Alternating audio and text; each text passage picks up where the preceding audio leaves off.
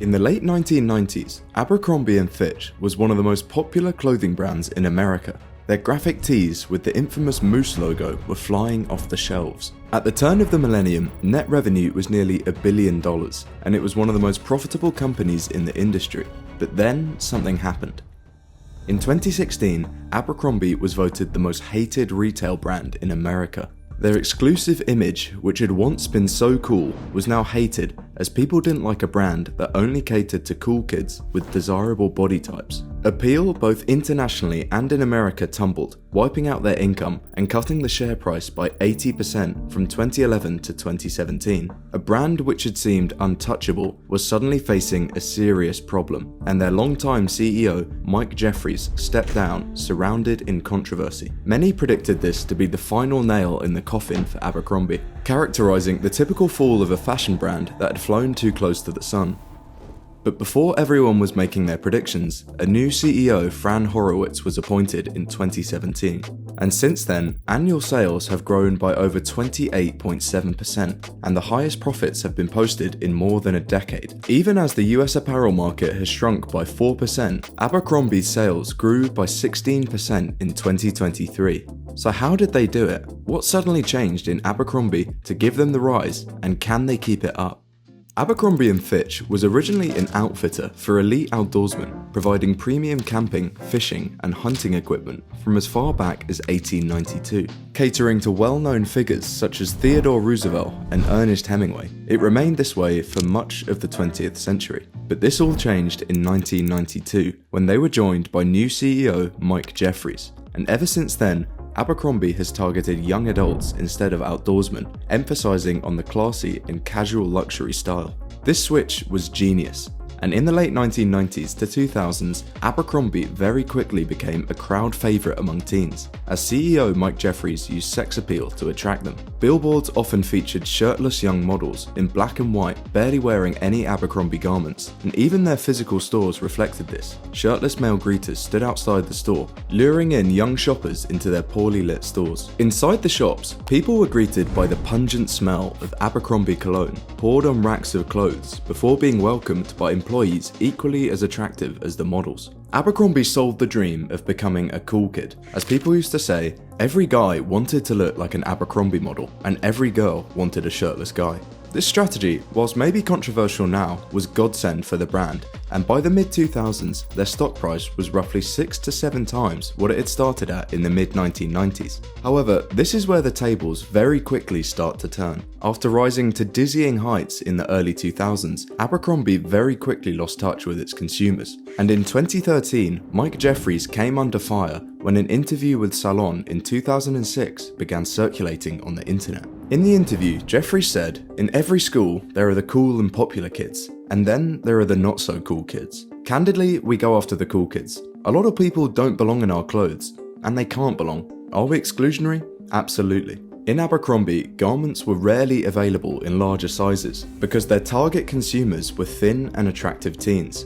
Although Jeffries' comments didn't cause widespread offense in 2006, 7 years later, quotes from Jeffries resurfaced and went viral on the internet, causing chaos. As Gen Z had matured, the exclusionary mindset of being part of a cool kids club started to fade, causing socially conscious consumers to lose interest in Abercrombie. The brand had been heavily promoted as a near-luxury lifestyle concept, with premium price tags to match, but as shopping malls were beginning to be invaded by groups of fast fashion brands that provided more affordable and fashion-driven alternatives, teenage shoppers were drawn away from Abercrombie's logo tees to H&M's retro-style dresses and Forever 21's statement accessories. Abercrombie was left behind. And the number of consumers that returned to buy from the brand, which is known as the consumer retention rate, had rapidly declined. Their annual operating income had dropped by over 90% in the 5-year span starting from 2012. There is only so much that a board can take, and after years of this, they became dissatisfied with the CEO's leadership, and Jeffries resigned in 2014.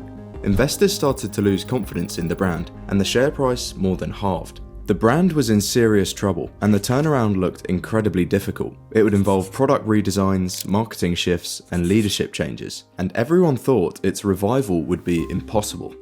The turnaround started with a customer-centric approach that focused more on customer feedback than telling customers what to buy and how to wear it. as was the case under Jeffries. In 2014, Abercrombie removed their moose logo from all their clothes. Although this used to be their trademark, consumers' preferences were shifting towards cleaner and unmarked styles. 2017 marked another critical juncture, as new CEO Fran Horowitz was appointed. As the former president of Hollister, Abercrombie's sister brand, she had an eye for trends and understood merchandising. Straight away, Horowitz began to notice problems, especially with the changing nature of consumer spending, transitioning away from brick and mortar toward online. Under Jeffries, Abercrombie had kept expanding as they doubled their number of store count, but Horowitz saw what this was doing for the business, as productivity was tanking as each store became more saturated. She made the call to begin shutting down stores at scale, making more than 130 closures in 2021 alone, and since 2010, the brand has seen more than 700 locations closed.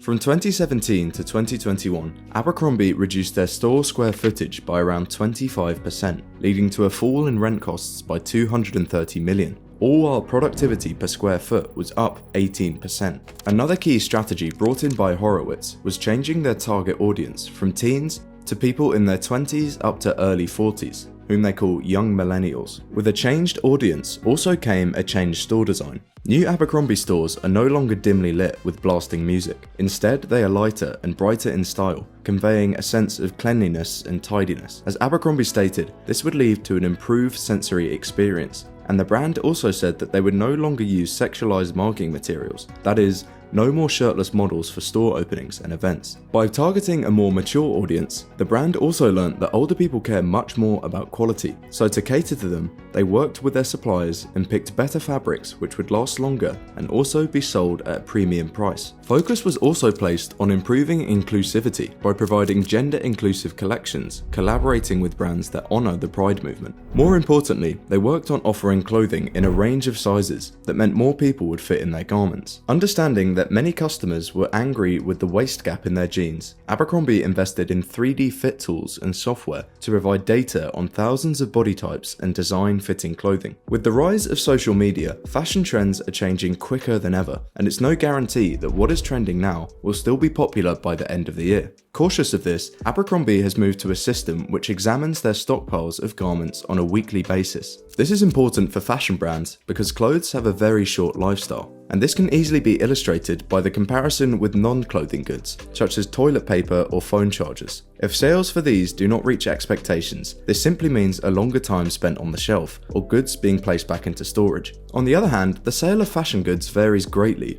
with different fashion trends, meaning that demand may suddenly fall for clothing. Brands would have to rely on discounts to keep their stockpile flowing out to prevent them from taking on too much storage space. And this short sales window of fashion goods makes demand planning and inventory management crucial for fashion brands. By examining their inventory every week and planning the amount of goods to purchase from suppliers, Abercrombie were able to maintain a desirable balance between expected and actual demand, solving the discount issue that they'd had for a long time, where clothing was previously sold at a price significantly marked down to clear their inventory. Instead of relying on promotions to drive sales, Abercrombie used online marketing to sell products to their audience. They were early adopters of TikTok, as their CEO Horowitz believed that user-generated content really resonates with consumers. Other than encouraging their customers to post about their purchases, Abercrombie also used influencers to market, as data shows that 9 out of 10 customers trust influencers more than brands, and that influencer ads deliver 44% higher attention metrics